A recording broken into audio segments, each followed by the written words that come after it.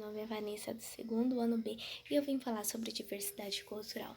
A diversidade cultural, ela representa os vários tipos de cultura que temos no mundo inteiro, vamos dizer assim, né?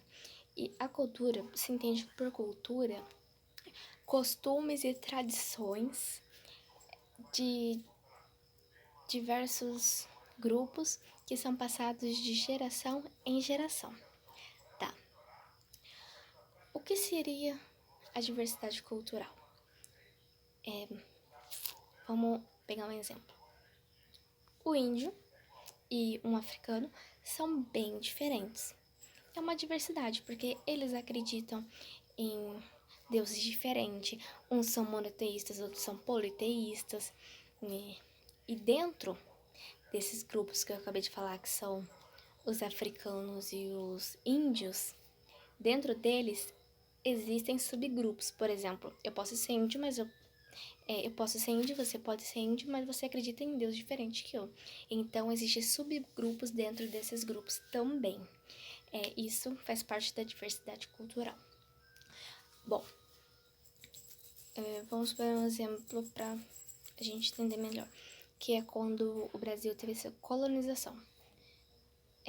Quando você pensa assim, qual é a cara da África? A cara da África é uma mulher ou um homem de cabelos crespos, negros e com a pele negra também, de fisionomia forte, porque é a marca que deixa registrada de um determinado grupo. Quando você tem um grupo de cultura, você tem uma marca, um modelo. Vamos para a parte dos coreanos. Quando você fala coreanos, você vai imaginar uma pessoa mais magrinha, sem muita massa muscular, mas com a pele branca e os olhinhos puxados. Então, cada lugar tem o seu determinada face, né? Então, vamos pensar, qual é a cara do Brasil? Para os estrangeiros, a gente é um país em confusão.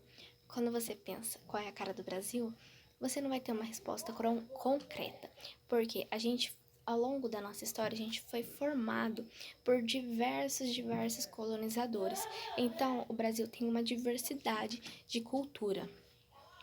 Um exemplo, quando você vê um chinês comendo um acarajé, o que as pessoas dos outros países pensam? Entendeu? É essa a diferença. Ou quando você vê algum europeu comendo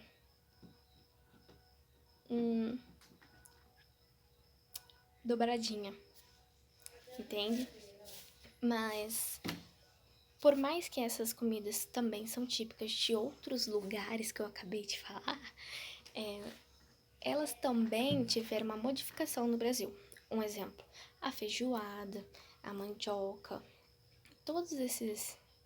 deixa eu pensar mais alguma coisa. Feijoada, mandioca. Costume de comer arroz. Entre derivados dos alimentos que a gente teve a base, que foi um grupo que veio, chegou aqui e apresentou pra gente, e a gente ou adotou o que realmente já era, ou acrescentamos. Um exemplo, a pizza. A pizza chegou da Itália, eu acho. E a gente, lá na Itália, tem um primo lá, e ele acha estranho a gente comer, por mais que a gente já veio aqui e gostou. Lá, eles comem pizza, a massa fininha, o molho de tomate, molho bom de tomate e queijo com louro. Acabou. Essa é a pizza. Aqui não, aqui já tem pizza de portuguesa, pizza não sei o que, é verdade? Então, ou a gente pega e deixa daquele estado a comida que foi trazida pra gente, deixa daquela maneira, ou a gente acrescenta as coisas nela, como acontece com a pizza. Dentre as comidas, a diversidade cultural dentro de uma cultura, ela abrange também as crenças, lendas, a cultura de dança, as danças, por exemplo. Aqui no Brasil, lá no norte, no nordeste, é comum a gente ter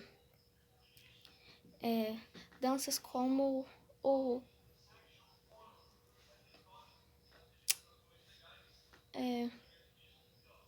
como samba. Na verdade, no Brasil inteiro né? Mas começou lá. Claro, a gente não inventou o samba. Ela veio de ideias de outros países. Só que a gente pegou a ideia e ampliou ela e a gente comemora uma data festiva que a gente fez, mas não fez, vamos se dizer assim, né? Porque a gente pegou uma coisa, a gente teve uma base, a gente ampliou ela como, vamos supor, só um toque, de um tipo modelo de dança, a gente pegou, transformou ela em uma grande festa, com cultura, com músicas, onde interte o Brasil inteiro e temos uma data para isso.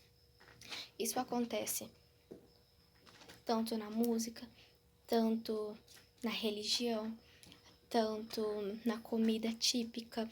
A festa junina, por exemplo, a feijoada ela veio de um prato africano, que não era bem assim que se fazia, mas a gente tem como uma comida que eu particularmente amo, mas sofreu modificações. Então, o Brasil, ele tem uma diversidade de culturas.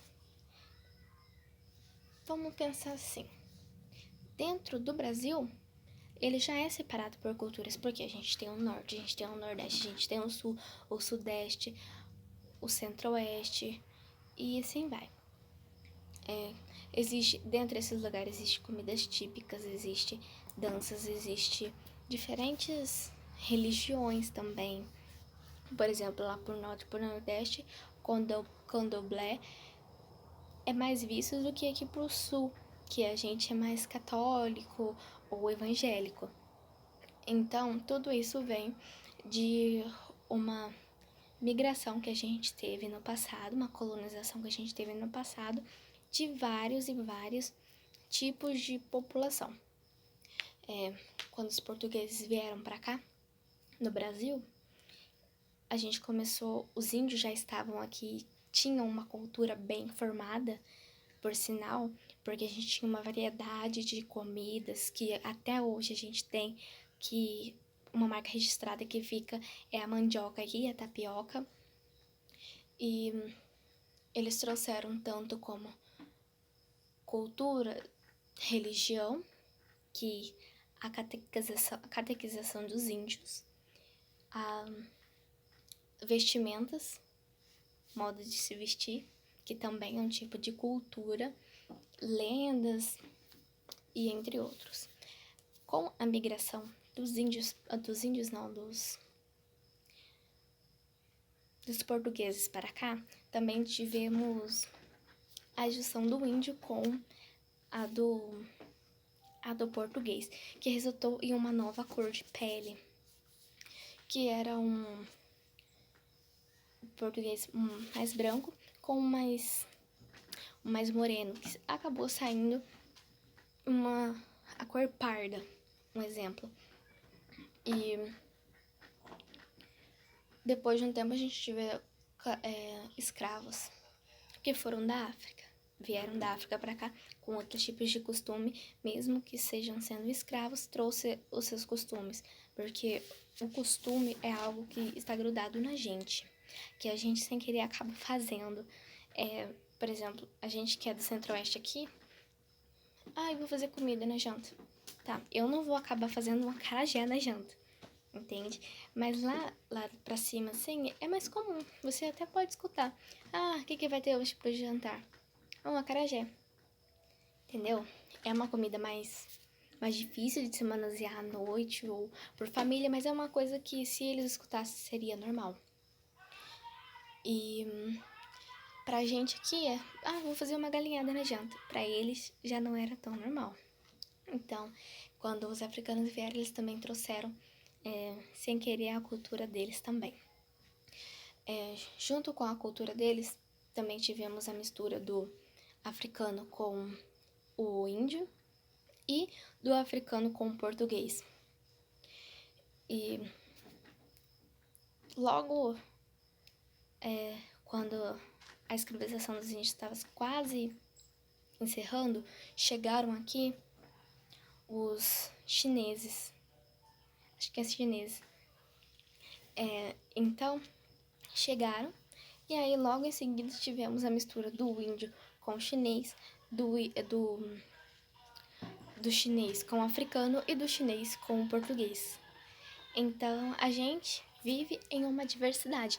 Por isso que é difícil da gente falar qual é a cara do Brasil.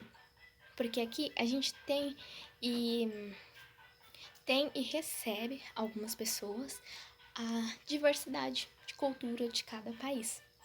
Então, para o nosso país, como vem de décadas e décadas atrás, a gente consegue aceitar algumas pessoas de tal maneira a cultura de outros países. É por isso que a gente não acha estranho alguns e os olhos dos outros países a gente acaba sendo uma confusão. Entretanto, a diversidade muito grande de cultura que a gente tem no nosso Brasil chega da muita xenofobia, né?